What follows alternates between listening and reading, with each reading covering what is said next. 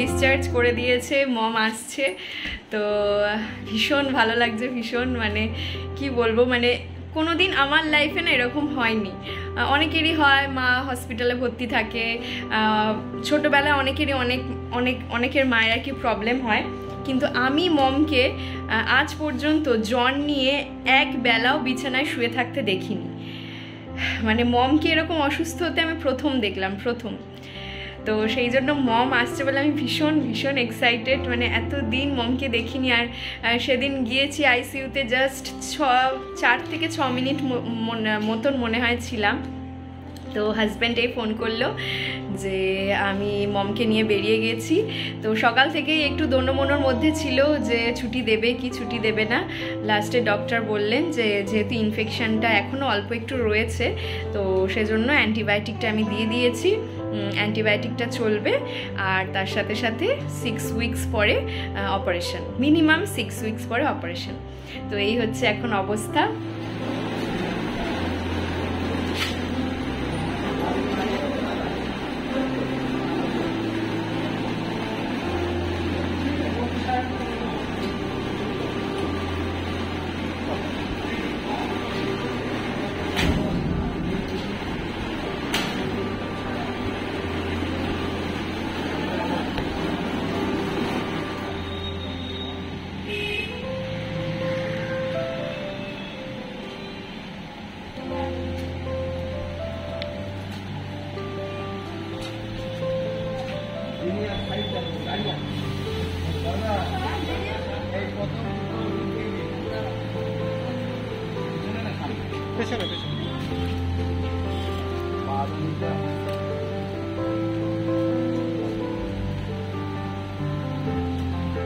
ওকে অনেক দিন দেখেনি, মানে ওর জন্ম হওয়ার পর থেকে মনে হয় প্রথম। হয়তো মম কোনোদিন মামার বাড়ি গেল, তো হয়তো এক রাত হয়তো থেকেছে, এরকম দেখেনি মিষ্টিকে। সেটা খুবই কম, মনে হয় মিষ্টির এই জন্মের পরে 1-2 বার এরকম হয়েছে মিষ্টিকে এতদিন না দেখে, মানে মমও মনে হয় ছটফট করছে। তো যাই হোক, মম চলে আসছে, এটা একটা খুব শান্তির ব্যাপার। আপনারা সবাই বলেছেন মধুরিমা প্রে করছি আন্টির জন্য, আপনাদেরকে অনেক অনেক ধন্যবাদ জানাবো। কি তাই তো?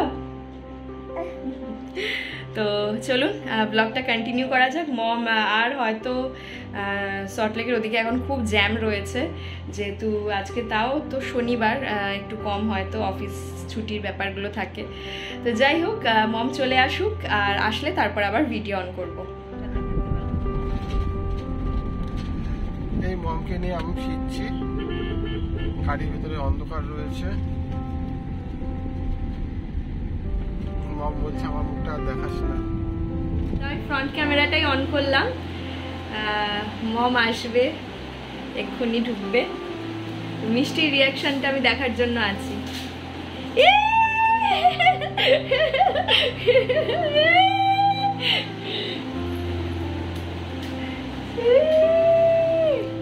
মাম্মা এই দেখো,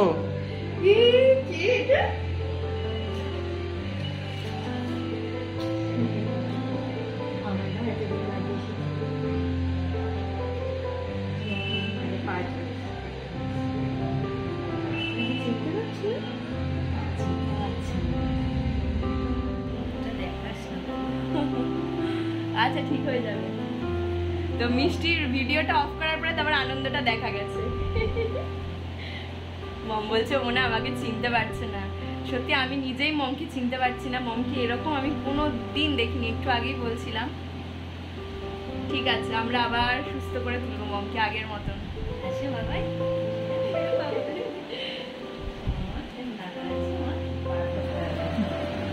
আমি দুধ খেয়ে যাই।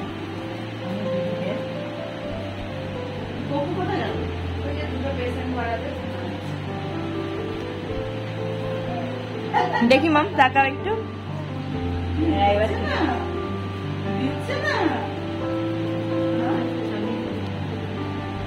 এখান থেকে তো এইখানে একবার করেছে, দুইবার করে দিল, ওখানে নিয়ে গেলাম।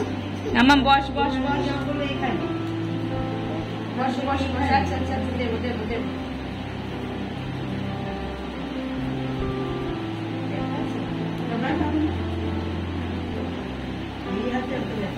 পড়বে, দেখো ছেলেটা এখন পড়ো না।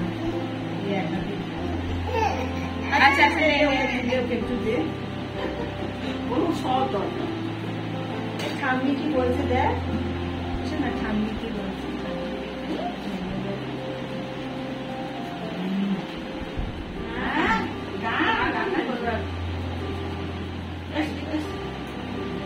আসতে উঠে গেছে না না 500 টাকা নিয়ে তাও দেবে হ্যাঁ আসতে দাও। পরের দিন সকাল থেকে আবারও ব্লগটা শুরু করেছিলাম। তো এখানে মিষ্টির জন্য আমি ব্রেকফাস্ট তৈরি করছি।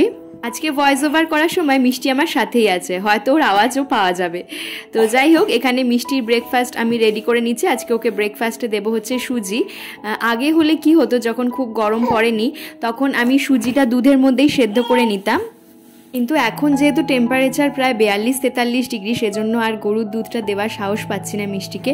তো ন্যানপ্রো এনেছিল, আগের দিন ব্লগে শেয়ার করেছিলাম, তো ন্যানপ্রো দিয়ে সুজিটা দেবো আজকে। আজকের ভিডিও ক্লিপটা দেখে আপনারা হয়তো অনেকেই বলবেন যে এইভাবে ঢেলে রাখতে নেই ন্যানপ্রো বা সেরেল্যাক। হ্যাঁ, আমি প্যাকেটের পিছনে যে লেখা রয়েছে সেটা পড়েছি, কিন্তু মিষ্টির জন্য যে আমি কাঁচের কন্টেনার কিনেছিলাম ন্যানপ্রো রাখার জন্য, সেইটার মধ্যে এইভাবে প্লাস্টিকের যে র্যাপটা দেওয়া রয়েছে সেইটা রাখা যায় না, কারণ স্পেসটা ভিতরে ছোট রয়েছে।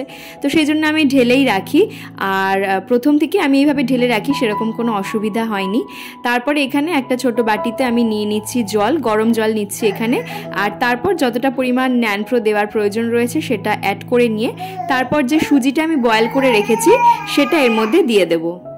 লাভল্যাপের যে সিলিকন স্পুনগুলো মিষ্টির জন্য কিনেছিলাম সেগুলোর মধ্যে একটা তো মিষ্টি খাটের পিছন সাইডে ফেলেই দিয়েছে। এখন মিষ্টি যা জিনিস পায়, মোবাইল থেকে, রিমোট থেকে, ওর খাবার জিনিস যা কিছু, মানে যেটা ও হাতের কাছে পাবে সেটা ও না বুঝেই খাটের পিছন সাইডে ফেলে দেবে। এবং বক্স খাট যেহেতু, সেজন্য পিছন থেকে তোলা খুব মুশকিল হয়ে যায়। তো সেই জন্য সেই স্পুনটাও আমরা তুলতে পারিনি, এরকম করে একটা জলের বোতলও ফেলে দিয়েছে। তো সেজন্য ভাবছিলাম যে আরও একটা স্পুনের সেট অর্ডার করতে হবে, কারণ এই একটা স্পুনে খাওয়াতে ভীষণ অসুবিধা হয়। আর সুজিটা আমি একটু পাতলা করেই নিয়েছি ন্যানপ্রোর সাথে, যাতে এখন আমি খুব ঘন মিষ্টিকে খাবার দিচ্ছি না। মিষ্টিকে খাওয়ানো কমপ্লিট হয়ে গেছে, এরপর ভাবলাম যে বিছানাটা গুছিয়ে নেওয়া যাক। মিষ্টি যেভাবে প্রত্যেক দিন বিছানার চাদর ভিজিয়ে ফেলে, তো সেজন্য আমি প্রত্যেক দিন সকালেই বিছানার চাদরটা চেঞ্জ করে দিই। আর এখন যেহেতু ম্যাট্রেস প্রোটেক্টর যেটা কিনেছিলাম, আপনাদের সঙ্গে লিঙ্কও শেয়ার করেছি, তো সেই ম্যাট্রেস প্রোটেক্টরের জন্য আমাদের তোষকটা বেঁচে গেছে এবং প্রত্যেক দিন চাদর পাল্টে দিই, আর কোনো রকম অসুবিধা হয় না।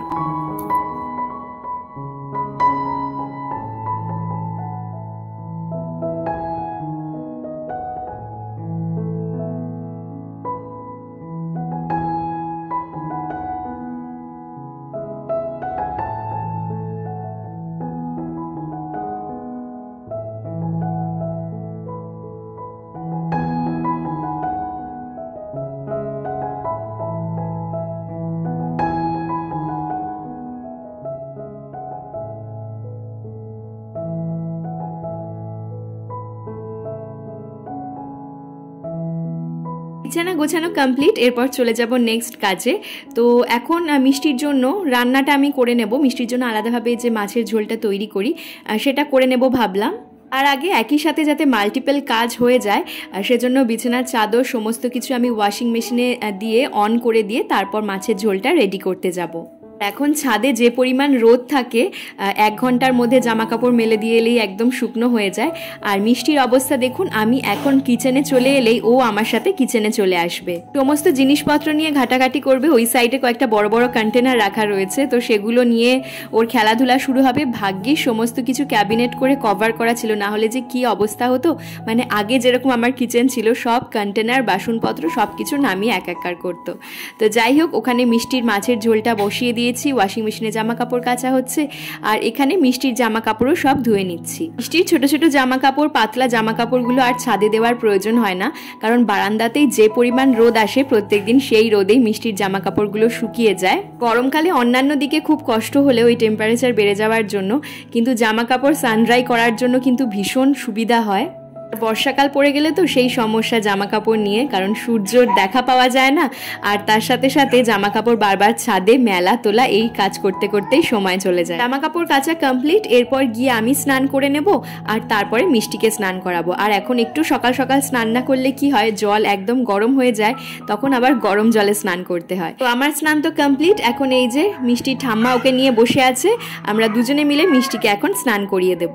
তো আরও একটা জিনিস যেটা মম আসার পর আমি এটা আনবক্স করলাম, অনেক দিন ধরেই ভাবছিলাম যে এটা খুলবো, কিন্তু মম যেহেতু ছিল না সেজন্য আমি এটা আর খুলিনি। তো মমের ফ্ল্যাটের জন্যই এটা অর্ডার করা হয়েছিল।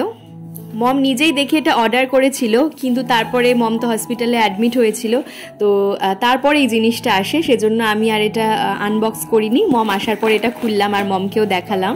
আমি এদিকে ভয়েস ওভার করছি আর চোখের সামনে মিষ্টির অত্যাধিক দুষ্টুমি চলছে, মানে যদি আমি সেটা ভিডিওতে ক্যাপচার করতে পারতাম খুবই ভালো হতো, কিন্তু যেহেতু আমি এই সময় ভয়েস ওভার করছি তো আর কি বলবো। তো এখানে দেখতেই পাচ্ছেন স্পুন যে হোল্ডারটা রয়েছে খুবই সুন্দর। আমি ভাবছিলাম যে কাঠের কোয়ালিটিটা কীরকম হবে আর কতটা ছোট হবে বা একদমই ছোট কিনা, তো সেই নিয়ে একটু কনফিউশন ছিল। তো তারপর হাতে পাওয়ার পর দেখলাম কোয়ালিটিটা সত্যিই ভীষণ ভালো। এই যে 3টে সেট এখানে দেওয়া রয়েছে, 3টের মধ্যে 3 রকম স্পুন রাখতে পারবে, আর কোয়ালিটিটাও কিন্তু ভীষণ ভীষণ সুন্দর। তো আমি ডেসক্রিপশন বক্সে লিংক দিয়ে দেবো, চাইলে আপনারা কিনতে পারেন এটা।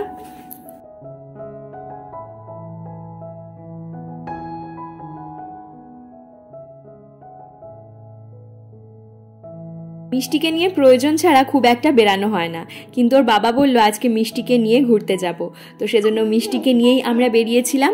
তো এখানে কিছুটা ভিডিও ক্লিপস আমি শেয়ার করে রাখলাম, বাকিটা শেয়ার করব নেক্সট ব্লগে। মিষ্টিকে নিয়ে শপিং করতে বেরিয়ে আমরা কী কী কেনাকাটা করলাম সেটা আপনাদের সঙ্গে নেক্সট ব্লগে শেয়ার করতে পারবো।